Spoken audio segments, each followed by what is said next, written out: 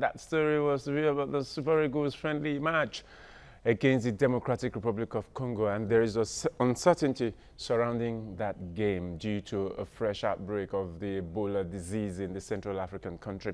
The Eagles are expected to face the DR Congo on the 28th of May as a farewell game for Nigerian fans ahead of the 2018 World Cup in Russia. The Nigeria Immigration Services, NIS, has announced that it will do everything possible to prevent the disease spreading to the country, including stopping the Congo team. An Ebola outbreak in West Africa in 2014 had killed 11,000 people in mainly Guinea, Liberia, and Sierra Leone. 8 people died in that outbreak in Nigeria. Now, in the almost 100-year history of the FIFA World Cup, no African country has won it. But that is enough motivation for Super Eagles Arsenal forward Alex Iwobi to bring out his best game in Russia. The 22-year-old Iwobi scored to help the Eagles qualify for the 2018 tournament in Russia, top of their African group. He also scored twice when Nigeria defeated Argentina 4-2 in a friendly last November. The two sides will meet again at the World Cup, which runs from the 14th of June to the 15th of July in a group which also has Iceland and Croatia. Although the Super Eagles have never progressed beyond the last 16, Iwobi says winning the upcoming tournament is something he has discussed with his teammates. The World Cup is a place to dream, certainly. Now, the Professional Footballers Union, FIFPro, has expressed concern over the impact on the health of players if FIFA's plan to add or enlarge international tournaments materialize. The president of FIFA, Gianni Infantino, is pushing to revamp the Club World Cup, boosting it from 7 clubs to 24 in a 4-year format rather than retaining it as an annual event. The president of FIFPro Europe, Bobby Barnes, says the health and well-being of the players has to be football's first priority. The European football leagues have also condemned the move. To the English Premier League now, spectacular saves by West Ham goalkeeper Adrian Lopez ensured that Manchester United did not get more than the 1 point they needed to finish second on the English Premier League table on Thursday. Man United pushed for more than the needed 1 point, but the Hammers held on doggedly for a 0-0 draw at the London Stadium.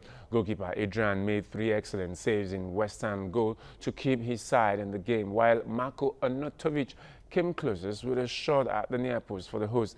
David Moyes' side remained 15th on the table after securing their survival against Leicester City last week. Away from football now, the Nigeria Basketball Federation (NBBF) has announced changes to the coaching crew of the senior men and women's national teams. Dominic Okona and former Dodon Warriors player Ogo Daudu will replace Abdulrahman Mohammed and Aderemi Adewumi as assistant coaches to the Tigers, the male team, who's coached by Alex Nwora, while former D Tigers captain, that's the female national team, and current coach of First Deepwater Basketball Club of Lagos, Shola Shomala, will replace Ochuko Okorogo for the Tigers. The NBBF says the move was necessary after a review of recent outings and also geared at preparing the Nigerian basketball teams adequately and technically for competitions ahead.